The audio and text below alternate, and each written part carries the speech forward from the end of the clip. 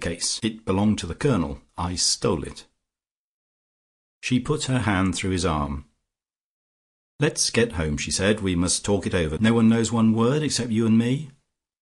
"Not one, my dear," said Robert cordially. "But there are suspicions. Georgie suspects, for instance.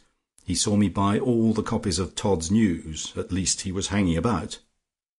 Tonight he was clearly on the track of something, though he gave us a very tolerable dinner."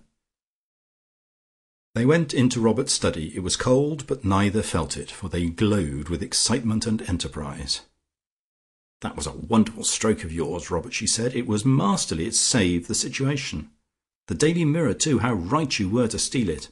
A horrid paper, I always thought." "Yes, Georgie suspects something, but luckily he doesn't know what he suspects." "That's why we both said we had just heard from that woman," said Robert. "Of course, you haven't got a copy of Todd's News, have you?" "No, at least I burned every page of the police reports," said he. "It was safer." "Quite so. I cannot show you Amadeo's eyebrows for the same reason, nor the muslin. Lovely muslin, my dear, yards of it. Now, what we must do is this. We must continue to be interested in psychical things.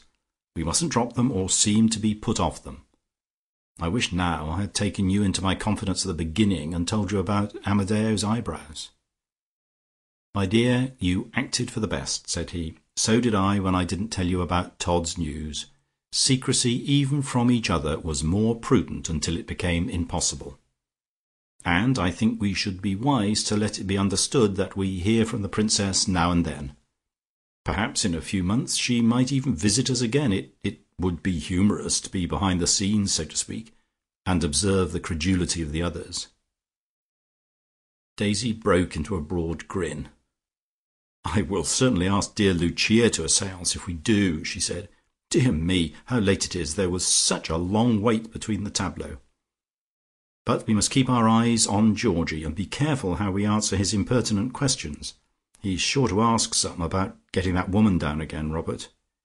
It might be foolhardy, for we've had an escape, and shouldn't put our heads in the same noose again.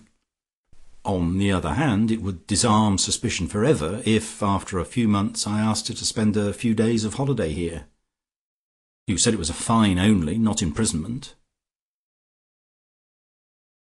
The week was a busy one. Georgie, in particular, never had a moment to himself. The Hurst, so lately a desert, suddenly began to rejoice with joy and singing, and broke out into all manner of edifying gaieties. Lucia, capricious queen, quite forgot all the vitriolic things she had said to him, and gave him to understand that he was just as high in favour as ever before, and he was as busy with his duties as ever he had been.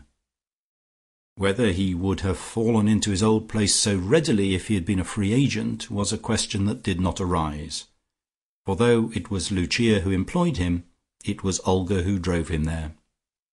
But he had his consolation, for Lucia's noble forgiveness of all the disloyalties against her included Olga's as well, and out of all the dinners and music parties, and recitations from Peppino's new book of prose poems, which was already in proof, and was read to select audiences from end to end, there was none to which Olga was not bidden, and none at which she failed to appear. Lucia even overlooked the fact that she had sung in the carols on Christmas night, though she had herself declared that it was the voice of the red-haired boy which was so peculiarly painful to her. George's picture of her, she never knew that Olga had really commissioned it, hung at the side of the piano in the music-room, where the print of Beethoven had hung before, and it gave her the acutest gratification. It represented her sitting with eyes cast down at her piano, and was indeed much on the same scheme as the yet unfinished one of Olga, which had been postponed in its favour. But there was no time for Georgie to think out another position, and his hand was in with regard to the perspective of pianos. So there it hung with its title, The Moonlight Sonata, painted in gilt letters on its frame, and Lucia, though she continued to say that he had made her far, far too young, could not but consider that he had caught her expression exactly. So Riseholme flocked back to the Hurst like sheep that have been turned astray, for it was certain to find Olga there, even as it had turned there, deeply breathing, to the classes of the Guru. It had to sit through the prose poems of Peppino.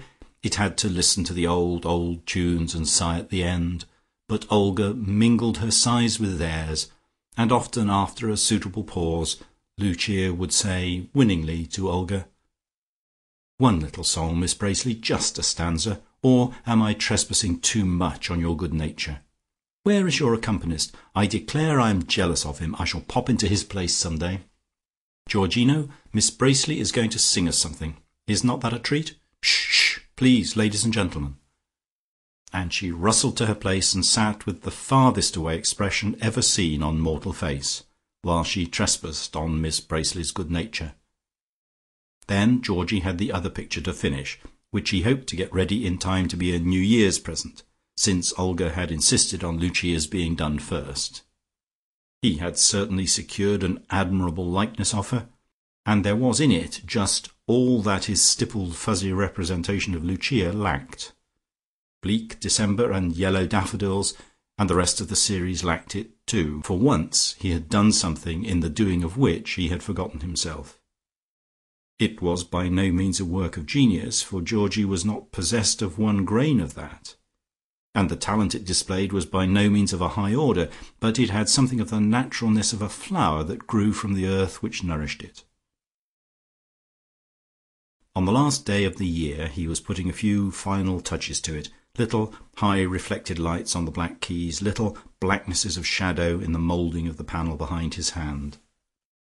He had finished with her altogether, and now she sat in the window seat looking out and playing with the blind tassel. He had been so much absorbed in his work that he had scarcely noticed that she had been rather unusually silent. "I've got a piece of news for you," she said at length. Georgie held his breath, as he drew a very thin line of body colour along the edge of Ab. "No, what is it?" he said. "Is it about the Princess?" Olga seemed to hail this as a diversion. "Let's talk about that for a minute," she said. "What you ought to have done was to order another copy of Todd's News at once." "I know I ought, but I couldn't get one when I thought of it afterwards. That was tarsome, but I feel sure there was something about her in it." "And you can't get anything out of the Quantocks?" "No, though I've laid plenty of traps for them. There's an understanding between them now. They both know something. When I lay a trap it isn't any use.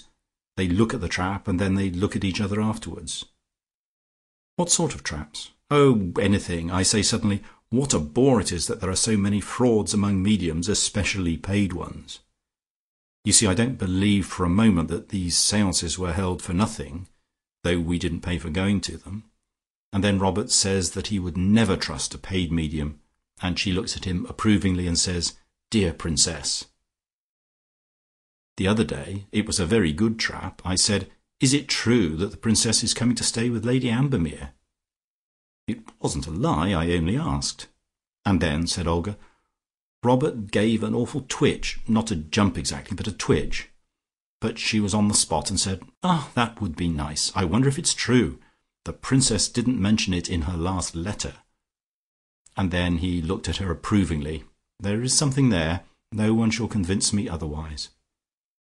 Olga suddenly burst out laughing. "What's the matter?" asked Georgie.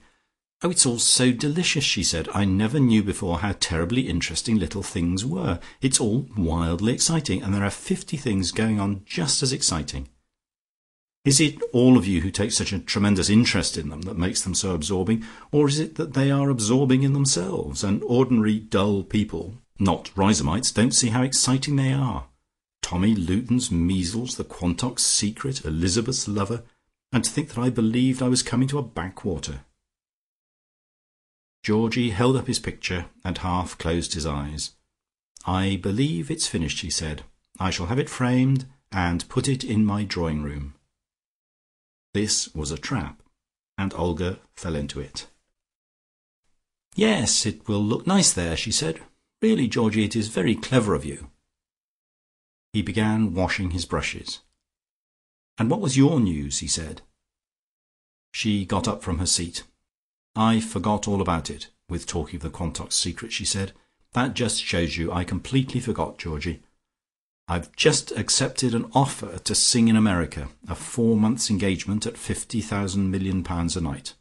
A penny less and I wouldn't have gone.